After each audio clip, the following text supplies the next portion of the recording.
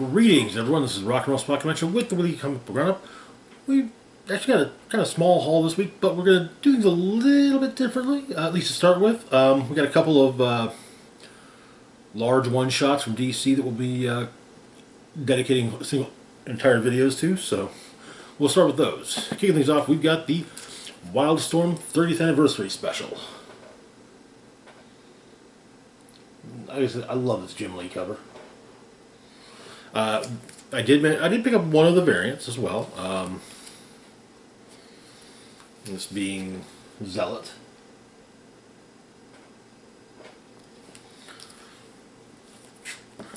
Anyway, so first, Wildstorm.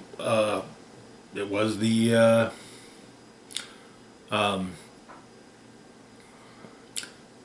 portion of DC or Image Comics that Image co-founder Jim Lee used for his contributions to Image Comics. In 2000, Lee sold Wildstorm to DC and basically began working for DC. I would say close to exclusively. But it was, while Image Comics and by extent Wildstorm were founded in 1992, and it's still 2022 for, the better part of the next month. So anyway, this book it has stories featuring Wildstorm characters, that some of which are very clearly set in previous versions of Wildstorm continuity, others of which are set in DC continuity with Wildstorm characters worked in, having since been worked in. Oh boy, we've got 1, 2, 3, 4, 5, 6. We've got a dozen different stories. So, first off is Deathblow. Focusing on Michael Cray, Deathblow. It goes into the background of Cray, and let's see, is this the only one that?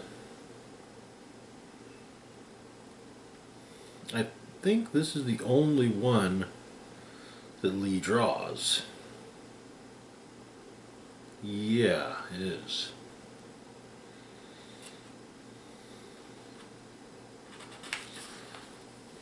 So, but the story largely focuses on a rescue mission that Cray takes on. Not that he's assigned, but that he takes on in the early 2000s. I think it's the early 2000s.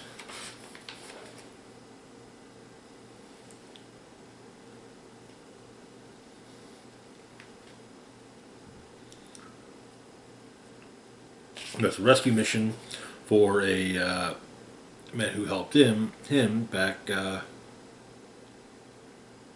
in 1992. Rescue him from a POW camp. Right? But Predator drone comes in, wrecks the place, but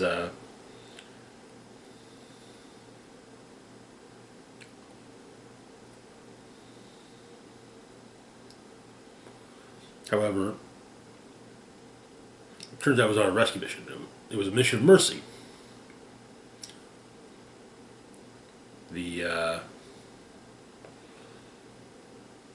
Cray took out one of the guards that was torturing the soldier he knew, and made sure that the bullet would travel through the guard's head, killing the man he was there to save,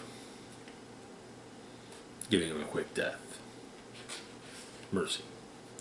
Next up, we have a Gen 13 story, which set in 2019. The beginning of the story is Fairchild and John Lynch arguing about Rainmaker being involved in a protest. Turns out that, and grunge is being, well, grunge, and Free Fall's discovered he's got about half of the matches on basically Tinder.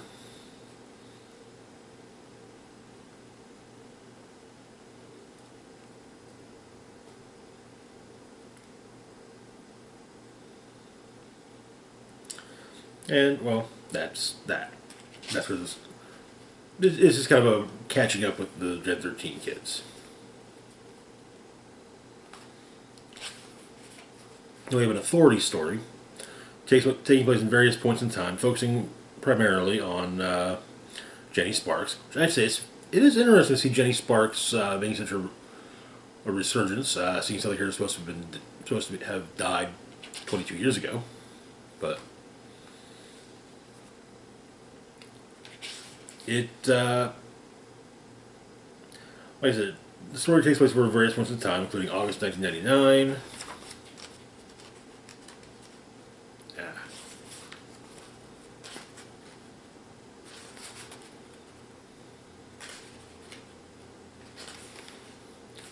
1918,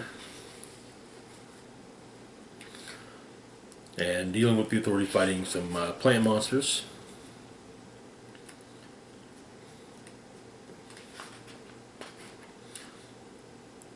And eventually,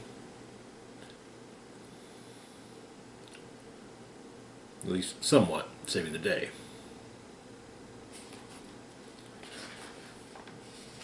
There's then a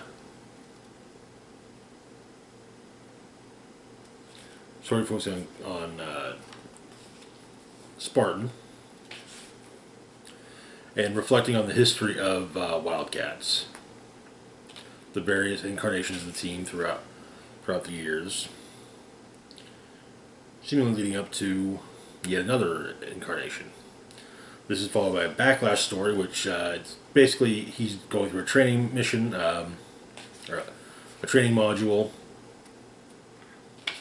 aboard Skywatch, facing off against various older enemies, but also Taboo is also there, as is his daughter Jody, and some others. It's supposed to be kind of a something of an advertisement for heroes.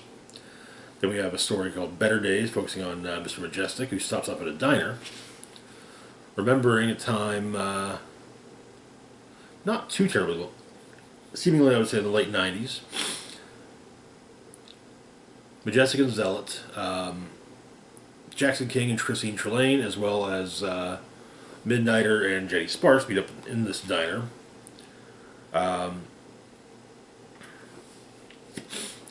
Jackson King has a plan. Has an idea. Each of the Authority, Stormwatch, Wildcats are all superhero teams, and well, sadly they do have a habit of stepping on each other's toes.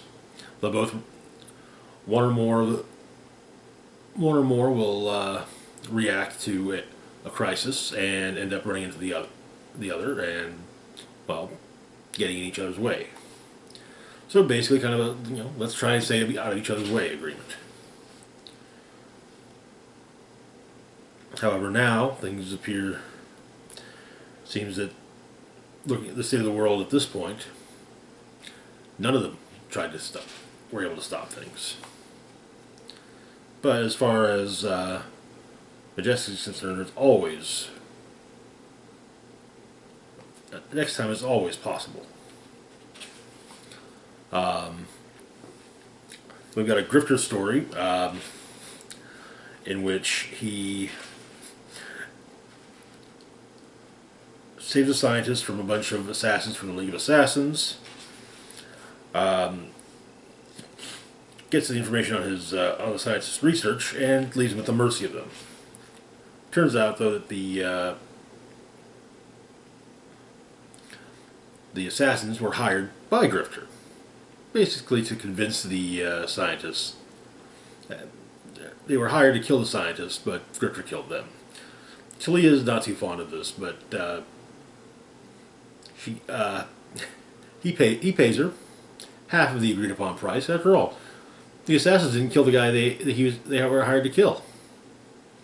Yeah, okay, he killed the assassins, but that's not the point. They didn't see the job. Which brings us next to City Boy and the God of Cities. This is introducing a new character who, according to some of the articles that have popped up of late, is supposed to become basically a sidekick to Nightwing, City Boy, and one of the original members of the Authority, Jack Hawksmoor.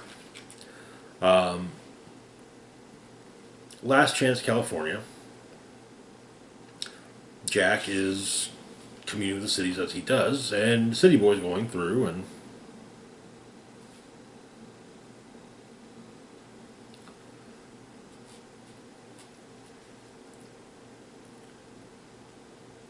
looking for stuff. But the city is actively operating against him. But Jack and City Boy have an argument about things. Jack kind of saying that, you know, that, you know, being attuned to cities the way they each are, you know, there are certain things that have to be kind of, you know, kept in mind.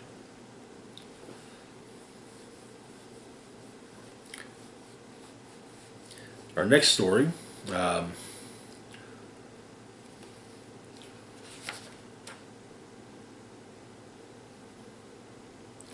Building a Better Bomb, focuses on Mr. Bones, or Director Bones, and Winter of Stormwatch.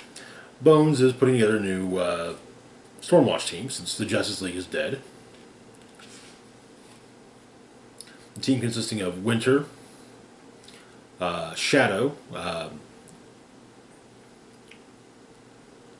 former associate of Green Arrow, Flint, a former member of Stormwatch, Eminence of Blades,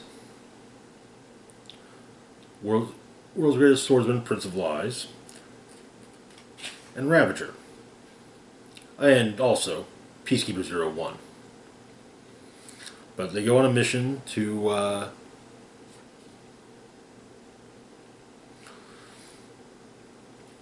retrieve the Darkness Engine, which is being worked on by a group of various lower-end villains that can be easily killed off without issue. Including Kid Carnival, who says he's going to come back anyway. So, however, Eminence of Blades gets killed in the whole thing, and Stormwatch takes the Darkness Engine into possession of themselves to use as a potential weapon in case they have to go up against Superman. Next, we have a story focusing on In Service of No One, which looks to be an origin story, a modern DC origin for Michael Cray, Deathblow.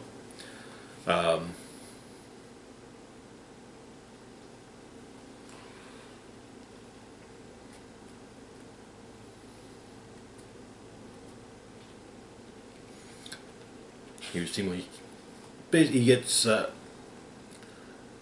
his skills, so to speak, are now data and can be transferred from body to body. Early versions also had not just his skill set, but also who he was, and little by little, that's faded away. Each new body. But he's beginning to, or at least he's able to compartmentalize that so that the skills are what matters, but what matters to the mission. But he has his own mission. Next, we have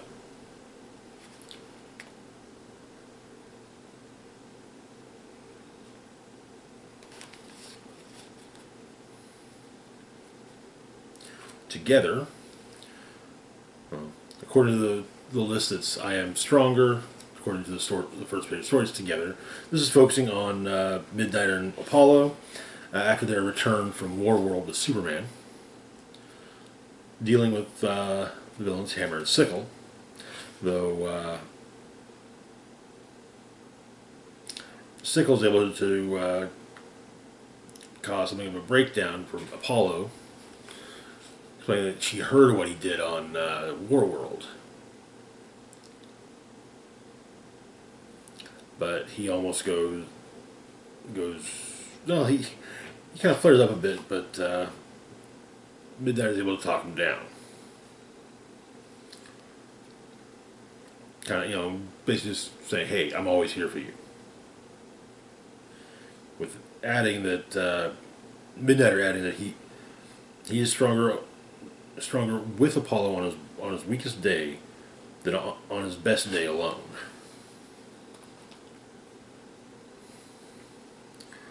And turns out they are involved in the battle at the Hall of Justice.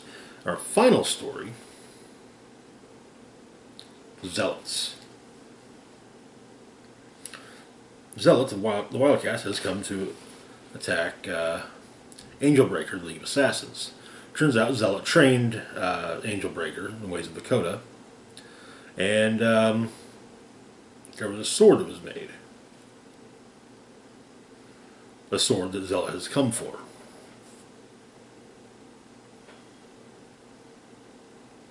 The Angelbreaker. A sword that Zealot was a witness to the creation of. And so, Zealot and Angelbreaker duke it out, and Angelbreaker explains that the sword spoke to her. Told her that a danger was coming, one that she would face alone. Told her she needed to train with the greatest masters of the world.